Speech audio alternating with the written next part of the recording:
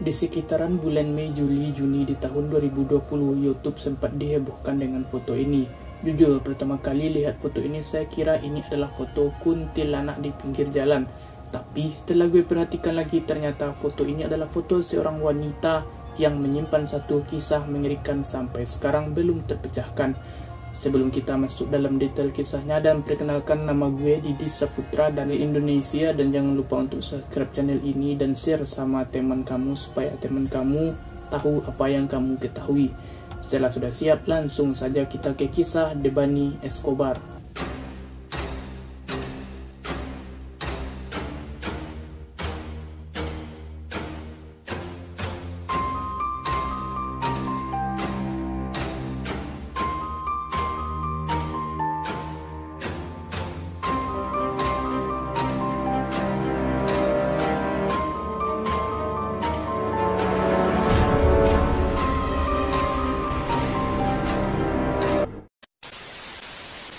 Pada tanggal 8 April 2022, ada seorang wanita yang berumur 18 tahun bernama Debany Escobar, merupakan remaja Meksiko yang dikenal sangat cantik, ramah, glowing, dan baik hati ke semua orang. Pada malam itu, Debany pergi hangout dengan dua orang temannya. Yang pertama bernama Asahi, yang dia baru kenal 2 bulan yang lalu, dan yang dua bernama Ivony, yang dia kenal baru hari itu. Karena datangnya berbarengan dengan Asahi pada pukul 11 malam, mereka bertiga memesan taksi online di aplikasi yang bernama Gaby, sebuah aplikasi yang mirip dengan Gokar kalau di Indonesia. Tujuan pertama mereka bertiga adalah mampir dulu tuh beli cemilan di sebuah minimarket. Di sini bisa dilihat bahwa Debany dan kedua temannya sedang semangat karena mau party dan juga masih dalam keadaan sadar. Setelah selesai membeli minuman vodka, mereka memesan lagi taksi online di aplikasi BD. Tujuan mereka bertiga kali ini adalah sebuah klub yang bernama LDII. Tidak lama berselang datanglah seorang driver taksi yang dipesan tadi yang bernama Juan David. Pada saat itu, mereka semua masuk ke mobil dan berangkat menuju El Damonte untuk berpesta. Pada pukul 01.20 pagi, mereka semua tiba di Hadia Monte. Debany dan Ivony keluar dari taksi online, dan beberapa saat sebelum keluar, Ivony meminta nomor WhatsApp driver taksi, yaitu nomor David. Hal itu dilakukan supaya Ivony bisa langsung menelpon David. Setelah pesta berakhir, David pun dengan wajah yang datar memberikan nomor WhatsApp-nya ke mereka bertiga, dan mereka pun keluar dari mobil, dan mobilnya pun bergegas pergi. Nah, dari cuplikan CCTV kamera ini, Debany, Sarahi, dan Ivony sempat keluar dari pandangan CCTV. Tapi muncul lagi bersamaan dengan segerombolan laki-laki besar. Dugaan adalah Debany, Sarahi, dan Ivony sudah berjanji dengan teman laki-lakinya di depan klub untuk masuk barengan. Di sini terlihat mereka semua masuk dalam klub Hadia Monte. Lalu selang 10 menit mereka masuk ke dalam klub. Debany tiba-tiba saja keluar dari klub Hadia Monte. Di sini bisa dilihat di CCTV dia berjalan sendirian menuju arah parkiran yang tidak terlihat di pandangan CCTV.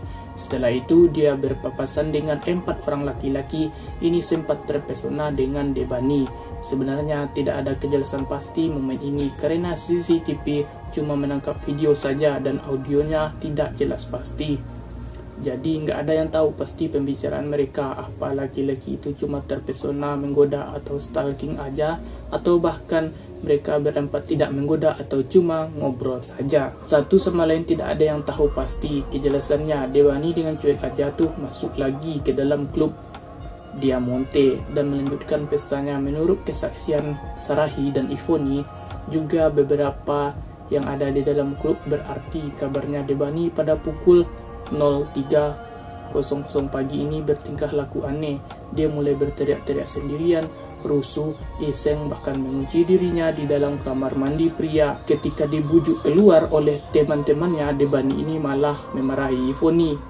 Debany bilang kalau Ivony ini ninggalin Debany ini sendirian pada saat party. Pada saat mereka berdua lagi berantem, Ivony memutuskan untuk nge-WhatsApp Juan David, sang driver taksi online tadi, untuk menjemput dan mengantarkan pulang Debany. Lalu pada pukul 03.45 pagi dari kamera CCTV tertangkap penampakan Debani lagi lari menghindari kejaran dari seseorang. Debani terlihat memukul dan menampar dan menendang pria yang tidak dikenal ini. Selang beberapa menit kemudian muncul Sarahi dan juga Ivoni. Mereka berdua kayak menolong Debani dan juga disusul oleh laki-laki lain. Pada momen ini, ya lagi-lagi tidak ada kejelasan pasti mengenai apa yang terjadi. Kalau diperhatikan melalui CCTV, mereka seperti menenangkan Debani, tapi juga berkerumun di sekitaran Debani sampai Debani tidak terlihat itu penampakannya di kamera. Pada jam 3.54 pagi, Juan David, sang driver taksi online, datang menjemput Debani. Di sini bisa terlihat penampakannya dari cuplikan kamera CCTV yang berbeda. Tidak lama Debani dengan cepat lari dan masuk ke dalam mobilnya Juan. Ivoni setelah itu menyusul tuh ke mobilnya Juan. Di sini bisa dilihat bahwa kalau Ivoni dan Sarahi kayak berbincang tuh dengan Juan. Menurut kesaksian mereka, ya Ivoni dan Sarahi ini kayak ngasih tahu ke Juan alamat tempat tinggalnya Debani. Begitu setelah selesai berbincang, Juan langsung mengendarai mobilnya. Lalu pada pukul 4:17 pagi, kamera CCTV di tempat lain juga sempat menangkap mobilnya Juan yang sedang menepi. Di sini bisa dilihat mereka seperti lagi ngobrol, lalu sepertinya ada cekcok di antara mereka berdua. Tak lama berselang mereka berdua jalan lagi. Lalu baru 3 menit jalan, Debani tiba-tiba meminta Juan untuk menepikan mobilnya. Di jalan raya Nueva Mexico, Debani lalu bergegas tuh keluar dari mobil Juan. Nah, menurut kesaksian Juan, dia sempat melarang Debani untuk keluar dari mobil karena dia merasa dia punya amanah dan tanggung jawab terhadap Debani, karena dia telah dititipkan oleh Sarahi dan Ivoni untuk diantarkan ke tempat tinggalnya Debani. Walaupun begitu, dia bersikeras untuk tetap keluar dari mobil, dan pada akhirnya Debani pun keluar dari mobil pada malam itu. Juan mengambil fotonya. Debani di sini masih kelihatan berdiri tegak, tidak bergerak dan melipat tangannya ke dada. Gelagaknya sedang menunggu mobil di tengah jalan. Juan lalu mengirimkan foto ini melalui aplikasi yang bernama WhatsApp ke Ivoni dan juga Sarahi dan bilang dia memaksa keluar dari mobil dan gak mau diantar pulang. Dia juga mengirimkan voice note ke Ivoni dan bilang Debani ini bukan lagi tanggung jawab gua. Karena kenapa dia menolak untuk diantarkan, sebaiknya lo jemput aja Debani di sini deh. Setelah mendapatkan respon dari Ivoni, Juan pun pergi dengan mobilnya meninggalkan Debani sendirian di jalan raya Nueva Laredo. Berselang 45 menit dari kejadian itu, Juan masih aktif menghubungi Ivoni dan lagi-lagi menjelaskan bahwa sebaiknya Debani buru-buru dijemput. Menurut kesaksian Juan, waktu itu ia serba salah. Kalau dia memaksa Debani buat stay di dalam mobil, nanti juga bisa dituduh atas dasar pemaksaan, kekerasan, dan pelecehan, atau banyaklah pokoknya. Juan juga sempat meminta nomor telepon orang tuanya Debani, tapi dia bagi juga nggak mau nih memberikan. Tapi sempat berontak kalau Juan membiarkan Debani keluar sendirian di pagi buta. Juan masih ada tanggung jawab gitu, kayak nggak enak juga ninggalin cewek sendirian di tengah jalan. Juan pada akhirnya memilih terserah gue, udah berusaha nih semampu gue untuk tanggung jawab untuk menjaga amanah yang telah diberikan. Cuma kalau Debani sendirian dan gak mau dibantu, jadi gue gak mau ngebantuin orang yang tidak mau dibantu. 10 jam kemudian sekitaran pukul 3 sore, Juan iseng nih ngechat Ivoni dan menanyakan kabar Debani. Dia melakukan hal ini karena kepikiran aja gitu dengan Debani. Chatnya Juan ini tidak dibalas, tapi setelah 3 jam kemudian Ivoni membalas dan bilang Debani telah menghilang. Pada tanggal 9 April tahun 2022, Mario dan Lulur Escobar, orang tua dari Debani, melapor ke polisi Meksiko bahwa anaknya itu tidak pulang ke rumah, tidak bisa dihubungi, dan tidak diketahui keberadaannya. Orang tuanya Debani ini panik karena kabar terakhirnya Debani adalah dia sedang party dan entah kenapa tidak pulang dan tidak bisa dihubungi. Lalu mereka menghubungi seluruh teman dan seluruh kerabatnya Debani, termasuk juga Ivoni dan juga Sarahi. Tapi mereka berdua juga tidak tahu ini di mana keberadaannya Debani. Juan pun selaku driver taksi online pun sempat juga diminta kesaksian dan Juan menjelaskan seperti tadi. terakhir kali melihat Debani pada saat foto ini diambil. Pihak kepolisian dan keluarga sempat mencurigai kalau Juan adalah dalang di balik hilangnya Debani. Tapi Juan memiliki alasan dan bukti dan juga alibi yang kuat pada momen itu.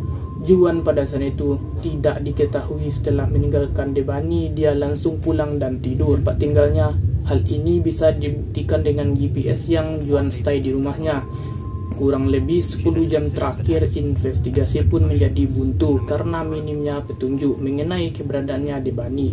Lalu pada tanggal 21 April tahun 2022, 13 hari setelah Debani hilang, staf hotel yang ada di Jalan Neovo mengeluhkan bau busuk yang sangat menyengat dan juga mengganggu di sekitar motel.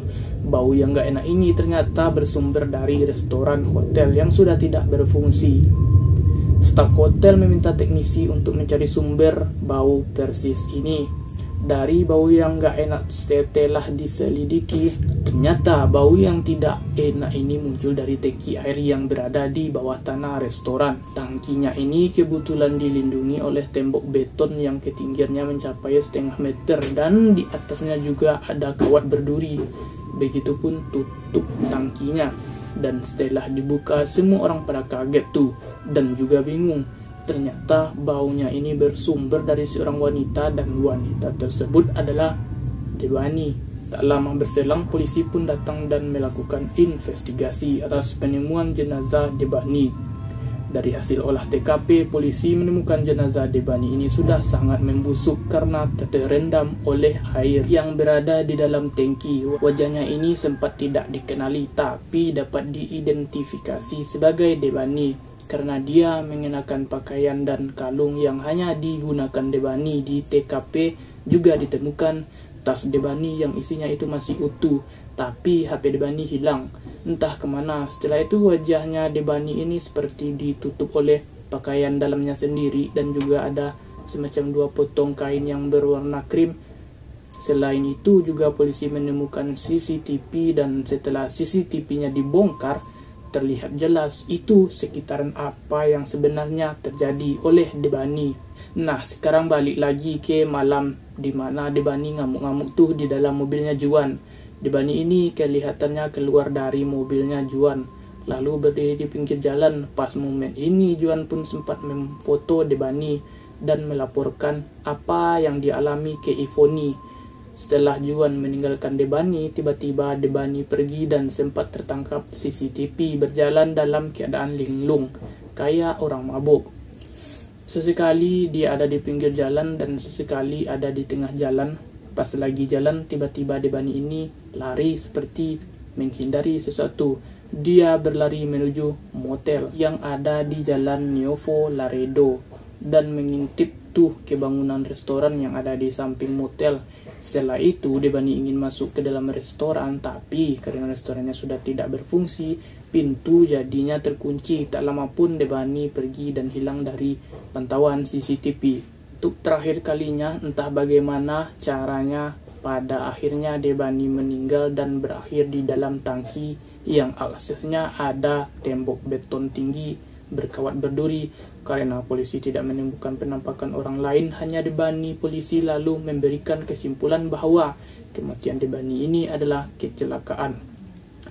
Dia terjatuh saat dia ingin memanjat tangki air karena dia terjatuh dan terjebak dan pada akhirnya kehabisan napas dan meninggal dunia. Dr. Felipe, kepala layanan staf Meksiko, mengatakan bahwa hasil autopsi Debani tidak ditemukan tanda-tanda kekerasan seksual.